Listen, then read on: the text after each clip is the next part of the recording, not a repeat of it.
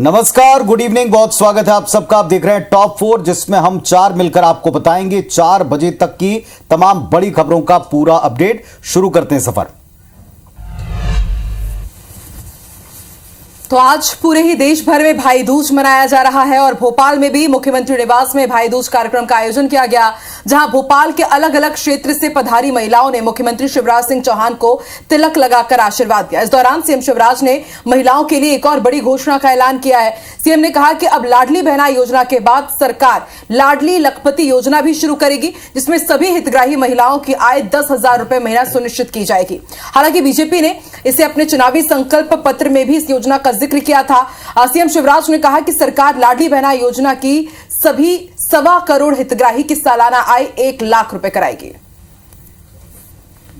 मेरी बहनों की जिंदगी में सुख समृद्धि रहे, खुशियां रहे, इसके लिए सदैव मैं काम करता रहूंगा। स्व सहायता समूह के माध्यम से हर बहन को हम लखपति बहना बनाएंगे। एक अभियान के रूप में, एक आंदोलन के रूप में इस कार्यक्रम को हम चलाएंगे। लाडली बहना में हमने ये तय किया है कि जो बहन छूट गई है, आवेदन नहीं भर पाई थी, उनके भी नाम जोड़े जाएंगे और जो बेटियां अविवाहित हैं उनके नाम भी जोड़े जाएंगे। छत्तीसगढ़ में दूसरे चरण के चुनाव प्रचार के आखिरी दिन बीजेपी ने पूरी ताकत झोंक दी है। बीजेपी के बड़े नेताओं ने अलग अलग जगह जनसभाएं की। इसी कड़ी में बीजेपी के राष्ट्रीय अध्यक्ष जेपी नड्डा राजधानी रायपुर के आरंग पहुंचे और बीजेपी प्रत्याशी के पक्ष में जनसभा की। इस दौरान जेपी नड्डा ने कांग्रेस पर तीखा हमला बोला। जेपी नड्डा ने कहा कि कांग्रेस का मतलब लूट और भ्रष्टाचार की सरकार, बीजेपी का मतलब तरक्की की सरकार। भारतीय जनता पार्टी का मतलब है विकास, कांग्रेस पार्टी का मतलब है विनाश। भारतीय कांग्रेस पार्टी का मतलब है भ्रष्टाचार, कांग्रेस पार्टी का मतलब है अत्याचार, कांग्रेस पार्टी का मतलब है व्यभिचार, कांग्रेस पार्टी का मतलब है आपके हकों का डाका डालना। यह कांग्रेस पार्टी का काम है। और भारतीय जनता पार्टी का मतलब है विकास, भारतीय जनता पार्टी का मतलब है तरक्की, भारतीय जनता पार्टी का मतलब है लोगों की सरकार, भारतीय जनता पार्टी का मतलब है विकास की सरकार, भारतीय जनता पार्टी का मतलब है महिलाओं के सशक्तिकरण की सरकार। प्रधानमंत्री नरेंद्र मोदी ने बुधवार को आदिवासी स्वतंत्रता सेनानी बिरसा मुंडा की जयंती पर रांची में उन्हें पुष्पांजलि अर्पित की। मोदी ने ओल्ड सेंट्रल जेल में स्थित भगवान बिरसा मुंडा मेमोरियल पार्क सह स्वतंत्रता सेनानी संग्रहालय में बिरसा मुंडा की 25 फीट ऊंची प्रतिमा पर पुष्पांजलि अर्पित की। मुंडा ने 9 जून 1900 को यहां पे आखिरी सांस ली थी। इसके बाद उन्होंने खूंटी में एक जनसभा को संबोधित किया, जहां उन्होंने राज्य को हजारों रुपए की सौगात दी। 24,000 करोड़ रुपए की योजना की शुरुआत भी की।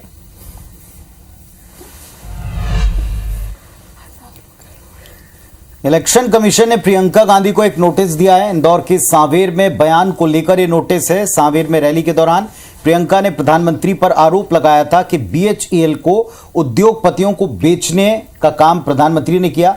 इलेक्शन कमीशन ने भारतीय जनता पार्टी की शिकायत पर यह रिएक्ट किया है। प्रियंका को 16 नवंबर तक इस पर जवाब देना है। रायपुर पहुंचे असम के सीएम का बयान सामने आया है। चुनाव आयोग के प्रियंका गांधी को नोटिस भेजने पर उन्होंने कहा कि हमारी पार्टी ने चुनाव आयोग में शिकायत की थी, आयोग ने इसका संज्ञान लिया है और नोटिस भेजा है। हमारा पार्टी ने कंप्लेन दिया है, कमीशन में संज्ञान में लिया है, कमीशन का नोटिस हुआ है, आगे का कार्रवाई कमीशन को करना है। केंद्रीय गृह मंत्री अमित शाह आज बेमेतरा के दौरे पर पहुंचे। उन्होंने कांग्रेस पर निशाना साधते हुए जनता से बीजेपी प्रत्याशियों के लिए समर्थन मांगा। उन्होंने कहा कि हमारी सरकार बनी तो 1 लाख नौकरी देगी। कांग्रेस सरकार ने शराबबंदी नहीं की, बल्कि शराब घोटाला करने का काम किया है। इस इलाके में लव जिहाद फैल रहा है और सरकार सो रही है। साथ ही उन्होंने कहा कि पहले चरण में कांग्रेस का सूपड़ा साफ हो गया है। यूपी के मुख्यमंत्री योगी आदित्यनाथ ने पवई में आमसभा के दौरान बीजेपी प्रत्याशी लोधी के समर्थन में जनता को संबोधित किया। साथ ही कांग्रेस पर निशाना साधा। कहा, डबल इंजन की सरकार एमपी का ही विकास करेगी। कांग्रेस कभी ये सोच ही नहीं रही है कि लोगों का विकास करें। जब कांग्रेस की सरकार थी तो केवल मुसलमानों के साथ ही विकास हुआ, उनका ही विकास हुआ। साथ ही उन्होंने कहा कि बीजेपी के शासन में IIT कॉलेज, एम्स और तमाम प्रकार की सुविधाएं लोगों को मिली हैं। कांग्रेस के समय में त्योहार पर कर्फ्यू लग जाता था, लेकिन मोदी सरकार में लोग त्योहार एक दूसरे के साथ मिलकर मना रहे हैं। दमोह में अब पोस्टर वॉर दिखता है। बैंक चौराहे पर कई दुकानों में लगे पोस्टर जिन पर लिखा है सत्यमेव जयते, जयंत मलैया की हार, बीजेपी के आम कार्यकर्ताओं की जीत। इन पोस्टर के कई मायने निकाले जा रहे हैं। वहीं रायपुर में पूर्व सीएम डॉक्टर रमन सिंह ने आज प्रेस कॉन्फ्रेंस की और उन्होंने कहा कि पहले चरण में 14 से ज्यादा सीट हम जीत रहे हैं। दूसरे चरण में भी पूरे बहुमत के साथ इस बार बीजेपी की सरकार हम बनाएंगे। तो पूर्व सीएम डॉक्टर रमन सिंह ने कहा कि किसान भाइयों के लिए जो वादा किया उसकी शुरुआत 25 दिसंबर को करेंगे। चरण पादुका योजना फिर से लागू करेंगे। पीएम किसान सम्मान निधि की राशि को लेकर जयराम रमेश ने तंज कसा है। लिखा है कि 2 दिन में चुनाव है, तब 15वीं किस्त जारी हो रही है। क्या यह विलंब जानबूझकर किया गया है? इधर सीएम भूपेश बघेल ने एक्स पोस्ट किया है जिस पर लिखा है, भाजपा के कार्यकर्ता ध्यान दें, सरकार तो कांग्रेस की ही बन रही है, आपको भी पता है। फिर से भरोसे की सरकार बनने पर वायदे पूरे होंगे। आप जीत का अंतर बढ़ाइए, आपका सम्मान आपकी पार्टी विपक्ष में रहकर करेगी, बाकी कका पर भरोसा रखना। राजधानी रायपुर के पुरानी बस्ती इलाके में भाजपा कार्यकर्ताओं के साथ मारपीट का मामला सामने आया है।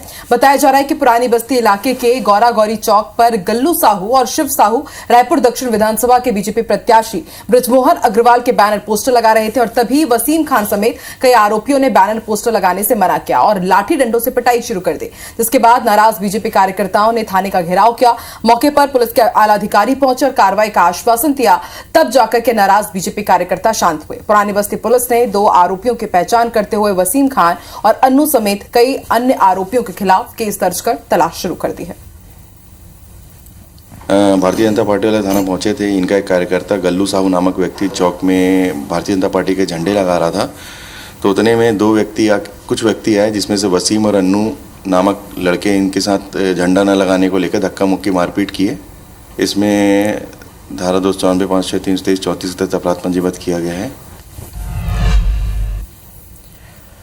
इधर जांजगीर में बीजेपी कार्यकर्ता पर हुए हमले पर 4 आरोपियों के खिलाफ एफआईआर दर्ज की गई है। 2 आरोपियों को हिरासत में ले लिया गया है, वहीं 2 आरोपी फरार हैं। बीजेपी कार्यकर्ता पर चाकू और ब्लेड से हमला हुआ था। बीजेपी का पोस्टर लगाने की बात पर विवाद हुआ था। अकलतरा के कोटमी सोनार गांव का यह मामला है। घायल युवक का अकलतरा अस्पताल में इलाज चल रहा है। चुनाव प्रचार के आखिरी दिन बीजेपी प्रत्याशी प्रेम प्रकाश पांडे ने भिलाई नगर विधानसभा में रोड शो किया। बाइक रैली के जरिए प्रेम प्रकाश पांडे युवाओं के साथ लोगों के बीच पहुंचे और इस मौके पर उन्होंने कहा कि बीजेपी की लहर चल रही है और इस बार बीजेपी की सरकार आ रही है। वहीं बीती रात खुर्सीपार में महिला मोर्चा के अध्यक्ष और कार्यकर्ताओं के साथ कांग्रेसियों की झूमा झटके पर कहा कि ये कांग्रेस की बौखलाहट है। नतीजा है कि वो महिलाओं का मान सम्मान नहीं करते बल्कि उनका अपमान करते हैं और यही कांग्रेस का चरित्र है। इधर बालोद जिले के डोंडी लोहारा विधानसभा क्षेत्र से कांग्रेस प्रत्याशी अनिला भेड़िया ने गांव-गांव जाकर जनसंपर्क किया।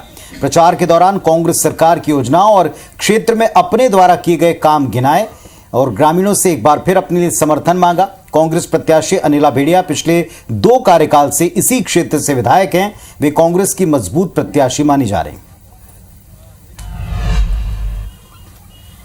सागर की सुर्खी विधानसभा सीट पर मुकाबला बीजेपी प्रत्याशी राजस्व परिवहन मंत्री गोविंद सिंह राजपूत और कांग्रेस के नीरज शर्मा के बीच है।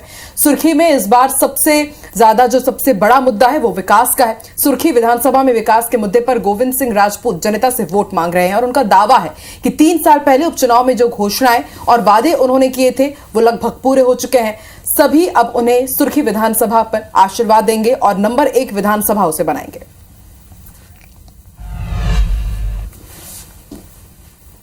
17 नवंबर को होने वाले मध्य प्रदेश विधानसभा चुनाव के लिए तैयारियां पूरी हो चुकी हैं। भोपाल के लाल परेड मैदान में जिले की पोलिंग बूथ के लिए मतदान सामग्रियों का वितरण होगा। भोपाल की 7 विधानसभा सीटों के लिए 2034 मतदान केंद्र बनाए गए। इनमें 1100 पोलिंग बूथों को अति संवेदनशील श्रेणी में रखा गया है। निर्वाचन आयोग ने इन पोलिंग बूथ की निगरानी के लिए सीसीटीवी का इंतजाम भी किया है। भोपाल के 111 बूथ ऐसे होंगे जिसकी कमान महिलाओं के हाथ में होगी। भोपाल की 7 विधानसभाओं के लिए 120 मॉडल पोलिंग बूथ बनाए जा रहे हैं, जहां पर विशेष सजावट की जाएगी। भोपाल के 510 संवेदनशील केंद्रों पर माइक्रो ऑब्जर्वर तैनात होंगे। मतदान सामग्री का वितरण लाल परेड मैदान पर होगा। 16 नवंबर की सुबह सामग्री देने के बाद पार्टियां केंद्रों की ओर रवाना हो जाएंगी। भोपाल जिले के बैरसिया, भोपाल उत्तर, नरेला, भोपाल दक्षिण पश्चिम, भोपाल मध्य, गोविंदपुरा और हुजूर सीट इसमें शामिल है। मध्य प्रदेश में चुनाव प्रचार का अंतिम दौर जो जारी, इसमें कमलनाथ कटनी के विजय राघवगढ़ पहुंचे। कमलनाथ ने एक विशाल चुनावी सभा को संबोधित किया। विजय राघवगढ़ क्षेत्र के कद्दावर नेता, 2 बार के कैमूर नगर पालिका अध्यक्ष और वर्तमान में मजदूर संगठनों के अध्यक्ष गणेश राव ने हजारों समर्थकों के साथ कमलनाथ के सामने आज कांग्रेस पार्टी की सदस्यता ग्रहण की। छिंदवाड़ा में सांसद नकुल नाथ ने प्रचार किया। कहा, मध्य प्रदेश में 150 सीटों के साथ कांग्रेस की सरकार बनेगी। मध्य प्रदेश में सत्ता विरोधी लहर में भारतीय जनता पार्टी को करारी हार मिलेगी। इंदौर में व्यापारी के परिवार से मारपीट का मामला सामने आया है। आरोपियों ने व्यापारी के घर पर भी पथराव किया। शराब पीने से रोकने पर यह पथराव किया गया। व्यापारी के घर के बाहर आरोपी शराब पी रहे थे और आरोपियों के खिलाफ एफआईआर दर्ज कर ली गई है। द्वारिकापुरी के गुरुशंकर नगर की घटना है। बैतूल में बीजेपी प्रत्याशी हेमंत खंडेलवाल का युवकों ने पोस्टर जला दिया। घटना का वीडियो अब सीसीटीवी फुटेज भी सामने आ चुका है। इधर धमतरी में नक्सलियों ने बैनर पोस्टर लगाए हैं। नगरी सांकरा और चंदन बहार में ये पोस्टर लगे हैं। पोस्टर में चुनाव के बहिष्कार का ऐलान है। कई जगह पर्चे भी मिल रहे हैं। और कोंडागांव में भी नक्सलियों ने कुछ ऐसा ही किया है। यहां पे पर्चे फेंके गए हैं। बीजेपी नेता रत्न दुबे की हत्या की जिम्मेदारी इन्होंने ली है। पूर्व बस्तर डिवीजन कमेटी ने जिम्मेदारी ली है। बयानार थाना क्षेत्र में नक्सलियों ने पर्चा फेंका। पत्थलगांव के बगीचा में हाथियों ने जमकर उत्पात मचाया और घर और फसल को भी नुकसान पहुंचाया है। जम्मू कश्मीर के डोडा में यात्रियों से भरी बस खाई में गिर गई, जिसमें सवार 39 लोगों की मौत हो गई है। बहुत लोग घायल भी हुए हैं। कटनी के ग्राम इमलिया के कुरकुरे फैक्ट्री में अचानक से भीषण आग लग गई, जिसमें अफरा तफरी मच गई।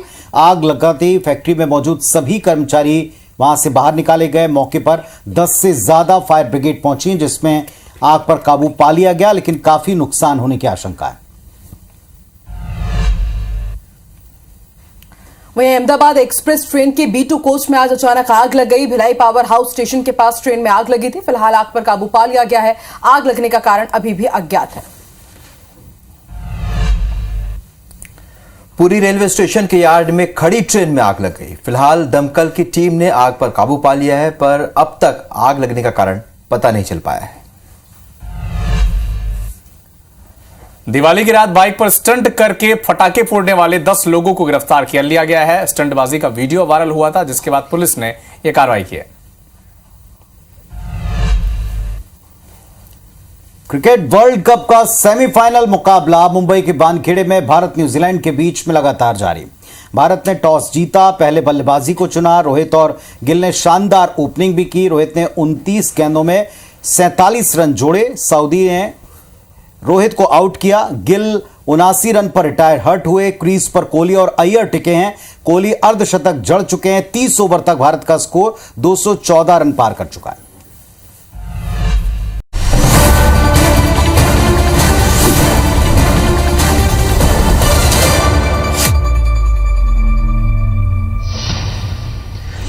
जालौन के आबकारी विभाग में जुए की महफिल सजी। आबकारी विभाग में तैनात कर्मचारी ताश के पत्तों के साथ हार जीत की बाजी लगा रहे हैं।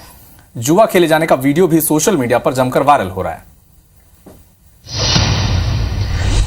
देवरिया के पूर्व ग्राम प्रधान ने महिला को पीट दिया। थप्पड़ लात घूसे से मारता हुआ ये वीडियो सामने आया है। शिकायत के बाद पुलिस ने पूर्व प्रधान को गिरफ्तार कर लिया है। सदर कोतवाली के पिड़रा गांव का ये मामला है। यूपी के मैनपुरी में विवाद के चलते दो पक्षों के बीच मारपीट हो गई, जिसके बाद मामला और बिगड़ गया और पत्थरबाजी के बाद लाठी डंडे भी चले। फिलहाल पुलिस ने दोनों तरफ से 7 लोगों पर केस दर्ज किया है और मामले की जांच में जुट गई है। वेबर क्षेत्र के श्यामपुर भटपुरा गांव की घटना है। लखनऊ में भीषण आग की तस्वीर सामने आई। मोमबत्ती और थर्माकोल फैक्ट्री में आग लगी। आग में करोड़ों का माल जलकर खाक हो गया। कोई जनहानि नहीं हुई। नुकसान का आकलन किया जा रहा है। सपा के महासचिव स्वामी प्रसाद मौर्य पर सूफी इस्लामिक पॉड का हमला सामने आया। कहा कि स्वामी प्रसाद मौर्य का डीएनए टेस्ट होना चाहिए, तभी पता चलेगा वो हिंदू है भी या नहीं। सुब्रत राय का मुंबई में निधन हो गया। सहारा परिवार के मुखिया सुब्रत राय काफी दिनों से गंभीर बीमारी से ग्रसित थे। कल उनका पार्थिव शरीर लखनऊ के सहारा शहर ले जाया जाएगा, जहां उन्हें अंतिम श्रद्धांजलि दी जाएगी।